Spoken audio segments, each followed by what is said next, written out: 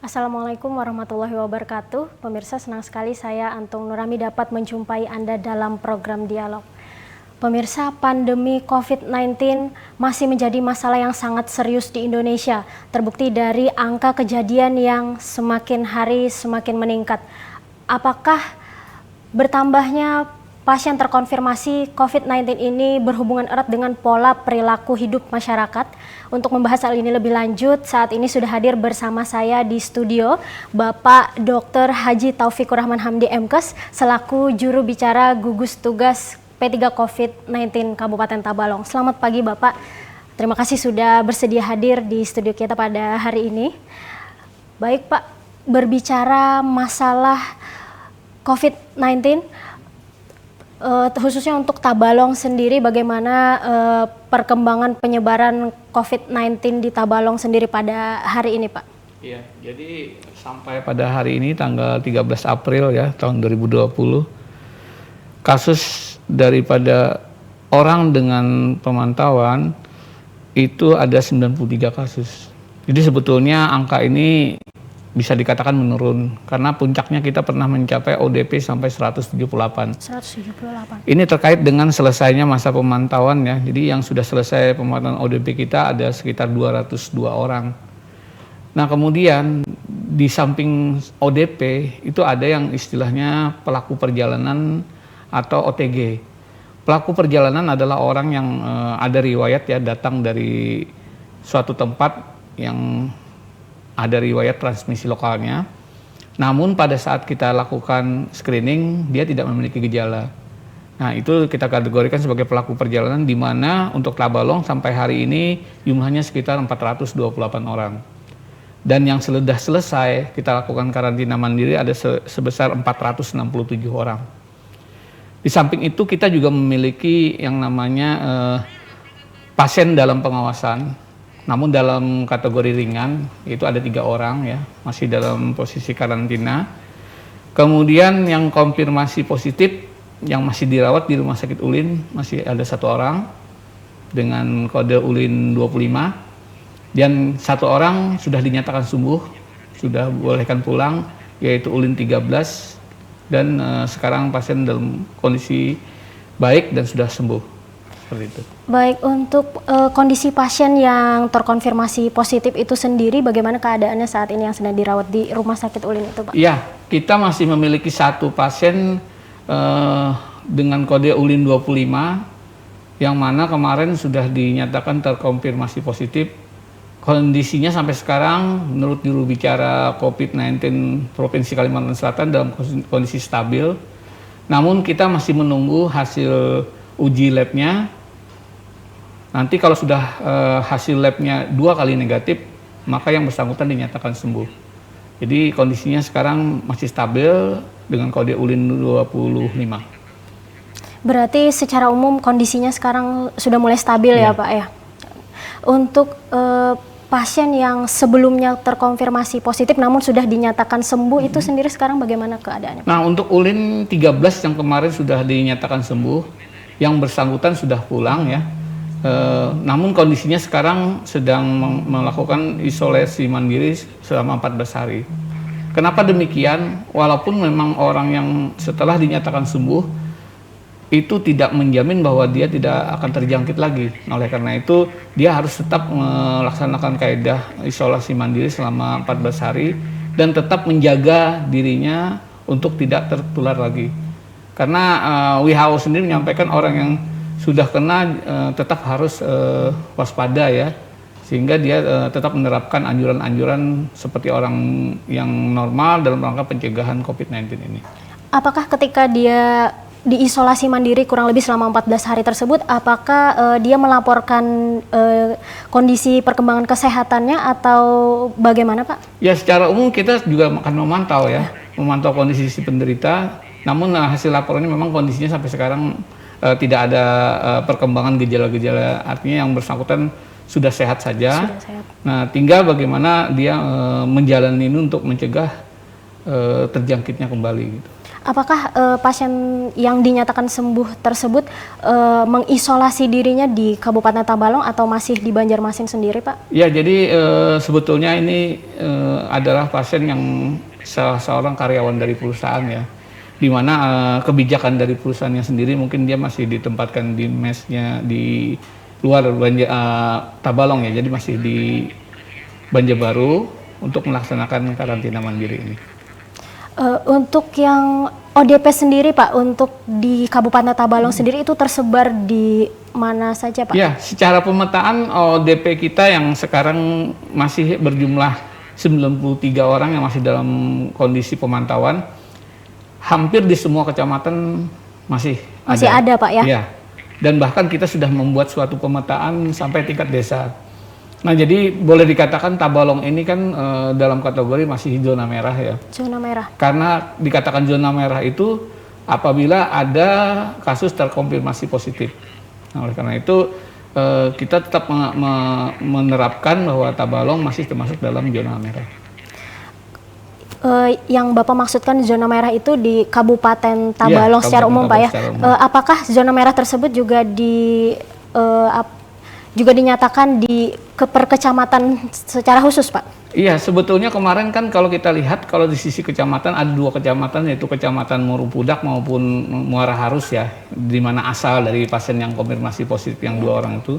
Namun jangan lupa bahwa pendekatan COVID-19 ini bukan pendekatan kewilayahan, tapi pendekatan epidemiologi.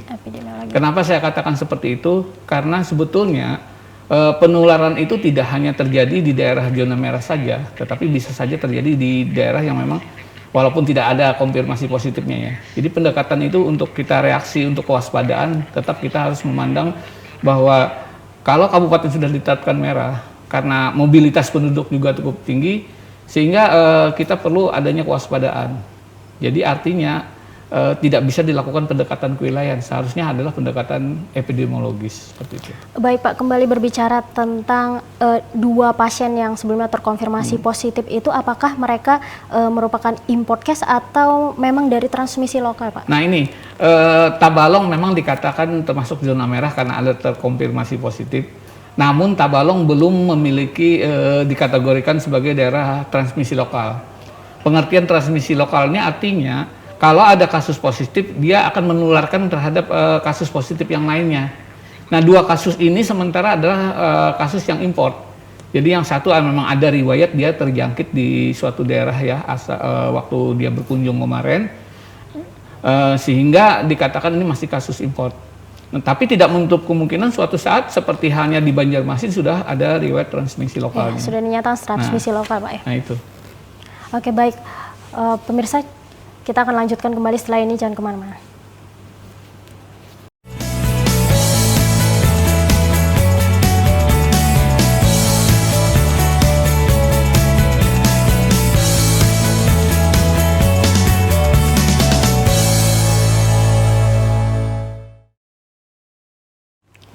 Baik pemirsa, kembali dalam program Dialog. Kalau tadi kita sudah membahas tentang perkembangan COVID-19 di Kabupaten Tabalong, dan sekarang kita kembali membahas kali ini masalah rapid test. Jadi masyarakat di luar sana sudah banyak mendengar tentang rapid test. Apa sih yang dimaksud dengan rapid test itu sendiri, Dok? Ya, jadi pengertian rapid test itu adalah suatu tes cepat ya, di mana diharapkan dari tes cepat ini dapat terdeteksi adanya penularan daripada COVID-19 ini. Jadi sebetulnya rapid test ini ada 2 jenis ya. Yang satu adalah rapid test untuk menemukan antigen. Jadi sebetulnya virus masuk ke tubuh itu adalah merupakan antigen. Nah, ini bisa terdeteksi melalui rapid test, di mana rapid test untuk antigen ini, namun ini tidak dilakukan di Indonesia. Yang kita lakukan di tempat kita adalah rapid test yang jenis antibody. Jadi antibody itu adalah merupakan suatu reaksi dari tubuh terhadap antigen yang masuk ke tubuh manusia. Kenapa kita tidak melakukan yang antigen? Karena yang antigen ini prosedurnya adalah pengambilan dari usapan dari selaput lendir saluran pernapasan. Jadi prakteknya agak susah sedikit yang dilakukan langsung kita. Nah kemudian untuk yang rapid test yang kita lakukan berupa rapid test antibody, itu pengambilannya lewat pengambilan darah tepi ya, jadi lebih simpel dilakukannya. Nah dari dua jenis ini sebetulnya rapid test adalah suatu alat bantu saja untuk kita melakukan tracing atau pelacakan daripada kasus. Jadi tolong dimengerti bahwa rapid test bukan sarana mutlak untuk menentukan orang terjangkit atau tidak COVID-19. Hanya alat bantu untuk melakukan tracing atau pelacakan. Jadi pelacakan untuk pemeriksaan lebih lanjut ya lanjut. Pak. Apakah rapid test sendiri dapat menentukan status pasien positif atau negatif COVID-19 ini sendiri Pak? Ya seperti kita katakan tadi, ini adalah alat bantu untuk melakukan tracing pelacakan. Jadi intinya setelah kita melakukan rapid test akan ditunjukkan hasilnya reaktif atau non reaktif. Dikatakan reaktif itu artinya dia ada kemungkinan terbentuk sudah antibodi. Antibodi artinya ada semacam virus yang sudah masuk ke dalam tubuh sehingga tubuh membentuk mekanisme perlawanan yang disebut dengan antibodi. Nah, namun dikatakan reaktif kalau dia terbentuk ya tadi ya antibodinya, kelemahannya adalah belum tentu virus yang masuk itu adalah virus COVID-19, bisa saja jenis virus yang lain gitu loh. Nah, oleh karena itu ini hanya mendeteksi bahwa di tubuh seorang sudah ada masuknya semacam antigen yaitu antivirusnya. Tapi apakah itu virus COVID-19 atau tidak itu belum bisa kita pastikan. Nah, jadi ini dikatakan reaktif namanya. Reaktif. Apakah dari pasien yang sudah di rapid test itu harus di rapid test ulang kembali jika rapid test pertama dia hasilnya negatif? Ya. Seseorang dikatakan bukan negatif ya, non reaktif ya. Non reaktif. Non reaktif terhadap hasil daripada rapid test ini mungkin ya bisa saja karena gini, orang tuh ada reaksi itu kalau tubuh itu ada riwayat kemasukan virus 5 sampai 7 hari. Nah, kalau misalnya virusnya baru masuk sehari atau 2 hari, bisa saja hasilnya adalah negatif. Nah, oleh karena itu kalau kita masih kemungkinan untuk melacak misalnya gejala klinisnya sudah ada, kita untuk memastikan dia apakah kemungkinan terjangkit perlu diulang lagi 5 atau 7 hari ke depan. 5 atau 7 hari untuk memastikan dia kalau misalnya tetap negatif berarti orang ini kemungkinan tidak terinfeksi virus. Nah, sedangkan untuk yang positif, bukan positif, yang reaktif ya, artinya sudah ada antibodi, kita belum pasti kan apakah ini dia infeksi jenis virusnya karena COVID-19 ini. Nah, oleh karena itu ada pemeriksaan lanjutan. Ya, pemeriksaan lanjutan ini yang lebih memastikan bahwa orang ini betul terjangkit COVID-19 atau tidak. Jadi jika dia sudah dinyatakan reaktif tadi, maka akan dilakukan pemeriksaan lanjutan begitu. Kira-kira sudah berapa banyak Pak masyarakat di Tabalong yang melakukan rapid test itu sendiri? Nah, dari sisi kita ya, kita sebetulnya sudah melakukan ini tahap yang kedua. Tahap pertama kemarin kita melakukan rapid test sekitar 40 buah rapid test ya, pada 40 orang. Dengan sasarannya adalah orang yang dengan riwayat kontak pada ULIN 13 kemarin, yang konfirmasi positif kemarin. Nah, ini kita lakukan kepada petugas-petugas yang dengan riwayat melakukan penanganan pada kasus kemarin ya, baik itu petugas di puskesmas, kemudian petugas di rumah sakit ya, maupun yang tim yang merujuk ke Banjarmasin. Yang kedua yang kita tes adalah orang-orang yang memang tinggal dekat dengan riwayat kontak dengan ULIN 13 ini.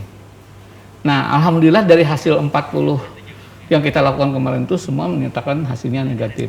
Nah, yang tahap kedua ini kita melakukan rapid test prioritasnya adalah pada yang klaster goa. Karena kita ketahui yang ULIN 25 yang positif ini adalah ada riwayat mengikuti kegiatan keagamaan di daerah Goa Sulawesi kemarin. Oke, baik. Kita akan membahas lebih lanjut masalah ini Dok. Namun pemirsa, kita akan kembali setelah ini, jangan kemana-mana.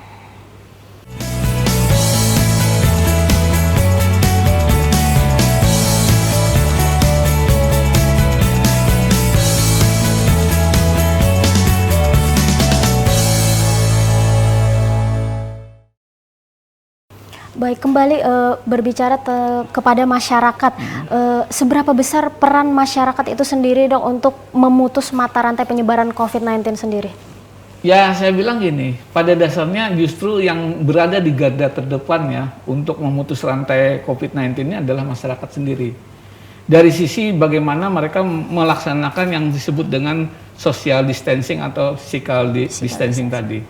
Jadi kalau memang masyarakat yang sudah kita kategorikan tadi, baik itu pelaku perjalanan ataupun ODP ataupun PDP, ini harus betul-betul disiplin untuk melaksanakan isolasinya sehingga mereka ini tidak menularkan kepada orang lain. Nah, disinilah rantainya. Karena kita tahu virus COVID-19 itu hanya ditularkan dari orang yang memang terjangkit virus tadi kepada orang lain. Nah, oleh karena itu peran masyarakat sangat besar sekali kesadarannya untuk melakukan isolasi mandiri tadi. Tidak kemana-mana, kemudian dia juga menerapkan pencegahan-pencegahan agar dia tidak menularkan. Satu hal kita sampaikan, mereka ini pertama harus menggunakan masker ya. Yang kedua, bagaimana dia juga mencegah kalau misalnya batuk dengan laksanaan etika batuk. Dan kemudian menjaga jarak dari orang lain. Karena kita ketahui bahwa penularan ini adalah karena dekatnya seseorang dengan orang lain yang terpapar karena droplet yang keluar dari batuk atau bersinnya tadi. Nah, oleh karena itu berapa peran serta masyarakat ini sangat penting, terutama pengertian dari yang bersangkutan maupun keluarga daripada si yang terkategori tadi. Baik, berbicara masalah physical distancing atau menjaga jarak ya dok ya, seberapa penting untuk menjaga jarak antar sesama ini untuk mencegah penyebaran COVID-19 ini sendiri dok? Ya, kita ketahui bahwa penularan dari COVID-19 ini adalah melalui percikan daripada droplet ya, dari orang batuk atau bersin dari si penderita. Nah, karena itu semprotan daripada droplet ini kan dipengaruhi oleh jaraknya tadi. Jadi harusnya dengan jarak minimal 2 meter tadi. 2 meter. Supaya tidak terkena langsung ya. Yang kedua, jangan lupa di samping ada teori baru bahwa di samping droplet juga ada yang namanya aerosol ya. Jadi percikan yang lebih kecil lagi ya. Percikan lebih kecil. Yang bisa keluar. Nah, oleh karena itulah ada kebijakan yang terbaru sekarang bahwa oleh WHO diharapkan semua orang memakai masker. Memakai masker, jadi baik yang sakit maupun yang tidak sehat. Kalau yang sakit sudah diedukasi tadi ya, baik etika batuknya, tetapi kita sekarang terus terang dalam kondisi sekarang ini tidak bisa melihat lagi siapa yang membawa dan siapa yang tidak gitu loh. Artinya semua orang berpotensi membawa, yang walaupun mungkin secara klinis dia tidak menunjukkan gejala sakit dan sebagainya. Nah, oleh karena itu social distancing ini sangat penting. Bahkan kan untuk di Jakarta dan kota-kota besar sudah menerapkan yang namanya PSBB. Ya, pembatasan sosial berskala besar. Itu sebetulnya adalah penerapan dari sosial atau physical distancing tadi. Apakah kira-kira ada kemungkinan bahwa di Kabupaten Tabalong sendiri juga akan melakukan hal tersebut? Untuk melakukan PSBB, pemerintah daerah harus koordinasi dulu dengan gubernur maupun ke Kementerian Kesehatan, di mana itu ada syarat-syarat tertentu. Jadi suatu daerah bisa melaksanakan PSBB pertama karena kasus yang positifnya sangat banyak. Yang mana juga terjadi adanya transmisi lokal di suatu tempat itu. Nah, ini merupakan indikasi. Nah, jadi kalau memang seperti Tabalong yang belum terdeteksi adanya transmisi lokal sebagainya, sebetulnya belum, kalau istilah penilaian kementerian belum termasuk kategori yang bisa melaksanakan PSBB tadi. Tentu ada syarat-syarat lah nanti pada saat mengajukan. Akan dilihat dulu dari sisi kasusnya seperti apa dan sebagainya. Jangan lupa juga dari segi persiapan dari sosial ekonominya, dampaknya sebagainya diperhitungkan seperti itu. Oke, baik. Pemirsa, kita akan kembali melanjutkan perbincangan masalah COVID-19 ini, namun jangan kemana-mana, kami akan segera kembali.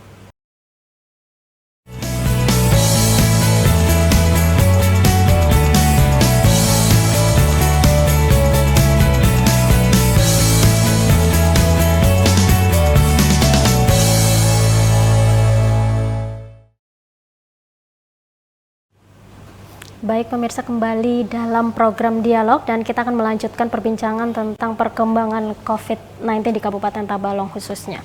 Dok, tadi kita sudah membahas tentang pentingnya menjaga jarak dan juga sikap perilaku masyarakat. Kali ini saya ingin menanyakan langkah apa yang sudah diambil pemerintah dalam hal pencegahan dan penanganan COVID-19 ini sendiri? Ya, tentu saja kita melihat ya dari penata laksanaan daripada COVID-19, pertama dari sisi prevent atau pencegahan.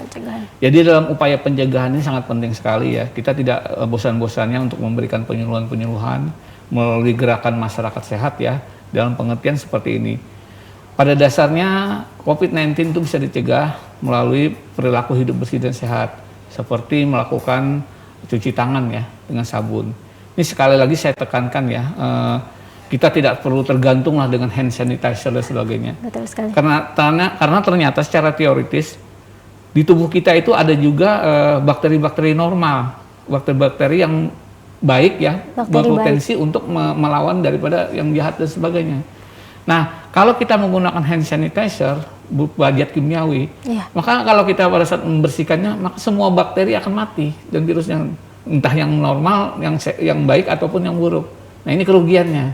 Nah, lebih baik kita menggunakan cuci tangan di air mengalir dengan sabun ya, dengan kaidah 6 langkah cuci tangan tersebut, dan sehingga bakteri-bakteri yang normal pun bisa dipertahankan, karena itu juga membantu tubuh untuk pertahanan. Yang kedua, ada pertanyaan bagaimana untuk menggunakan obat-obat kumur dan anti ini sebagainya. Ya? Itu sebenarnya saya juga kurang menyarankan. Kenapa? Ini juga akan membunuh flora-flora normal, bakteri-bakteri normal di tubuh kita. Padahal ini juga suatu pasukan yang untuk melawan ya, menimbulkan daya tahan tubuh. Jadi jangan lupa. Jadi lebih baik kita dengan pola perilaku hidup bersih sehat seperti cuci tangan dengan air mengalir selama 20 menit, 20 detik ya.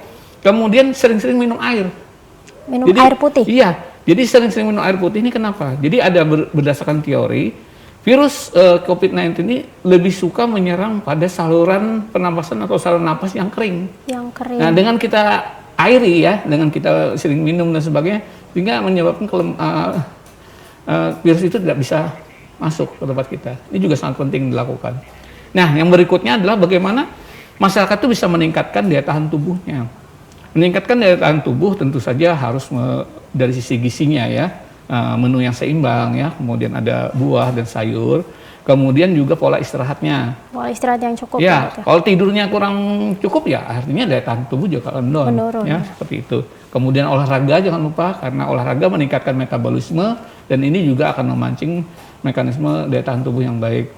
Nah, begitu juga mungkin dengan anjuran untuk berjemur ya pada jam 10 sampai jam 12. Ini tujuannya bukan apa-apa, bukan untuk membunuh virus coronanya, tapi dalam rangka memancing untuk peningkatan daya tahan tubuh melalui mekanisme provitamin D-nya ditingkatkan. Nah, ini upaya-upaya yang dilakukan dari segi prevent pencegahan. Yang kedua adalah detect atau mendeteksi secara dini. Nah, deteksi secara dini inilah yang kita melakukan screening. Pertama adalah melalui pelayanan-pelayanan kita di puskesmas, rumah sakit dan sebagainya. Jadi orang tidak langsung mengeluh sakit dan langsung dideteksi. Jangan-jangan sakitnya mengarah ke COVID-19. Yang kedua juga kita melakukan penyaringan di perbatasan-perbatasan ya. Wilayah perbatasan. Nah, karena kita ketahui virus COVID-19 ini kan dibawa dari luar sebetulnya. Bukan sekonyong-konyong muncul di Tabalong gitu loh. Nah, oleh karena itu kita lakukan screening di situ. Kemudian kita juga melakukan pendataan orang-orang yang memang ada riwayat datang ke Tabalong. Seperti tadi ada klaster Goa ya. Kemudian yang datang dari Wuhan kemarin ya. Mahasiswa yang pendidikan di luar. Atau yang mau ke depannya akan kita deteksi adalah adakah orang-orang yang mau mudik nih pulang ke Tabalong dalam Lebaran. Ini dalam upaya mendeteksi. Nah, kemudian setelah deteksi tadi ya, baik itu rapid test tadi, PCR sebagainya, tentu penanganan yang harus kita tingkatkan juga.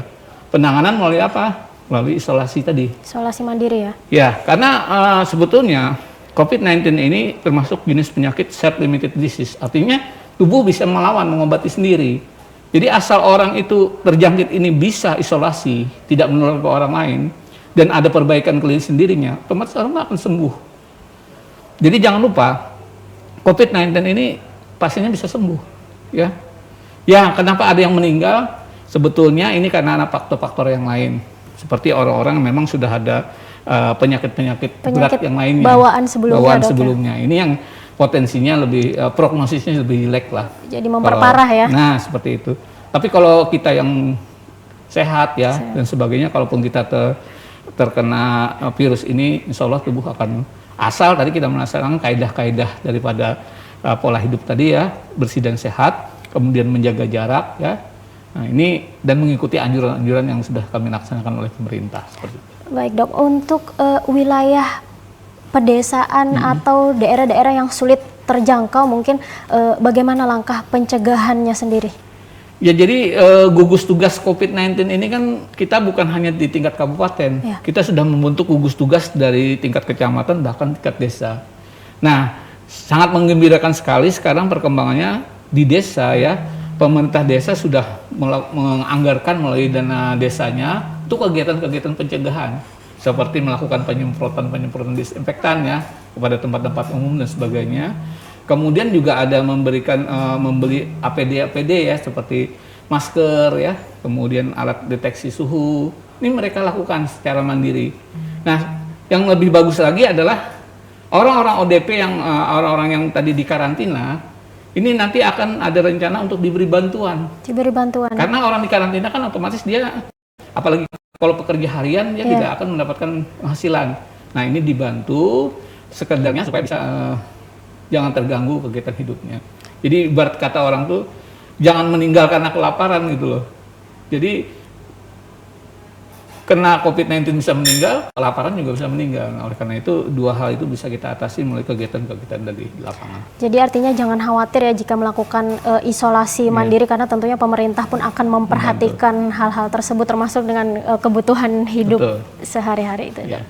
Oke, kemudian harapan dokter sendiri terhadap masyarakat di luar sana sekaligus juga himbauan kepada masyarakat untuk pencegahan, untuk langkah awal pencegahan terhadap COVID-19 ini sendiri, Dok. Jadi seperti ini.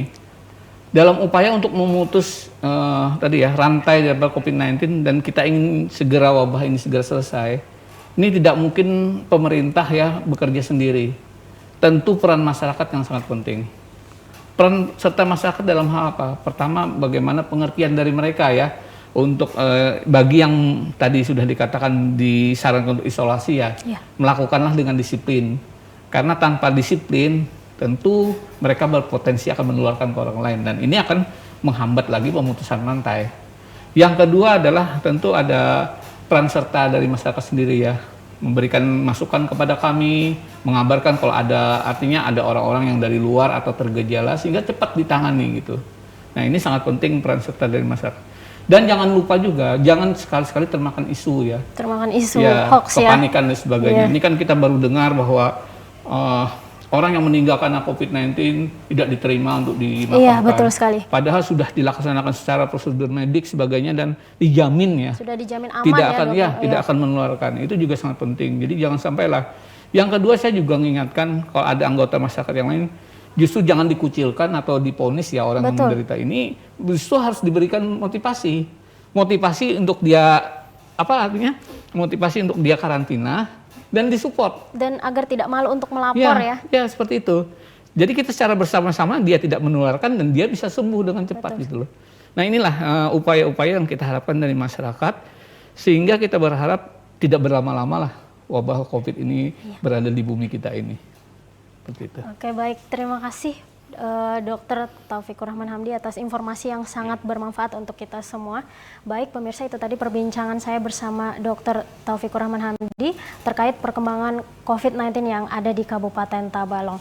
Pemirsa, sekali lagi kami himbau kepada Anda untuk tetap menggunakan masker jika berada di luar ruangan dan juga tetap terapkan pola hidup bersih dan jangan lupa juga cuci tangan dan tentunya juga untuk tetap menjaga jarak atau social distancing ya. Saya Anton Nurrahmi beserta kru yang bertugas undur diri. Wassalamualaikum warahmatullahi wabarakatuh. Baik, terima kasih.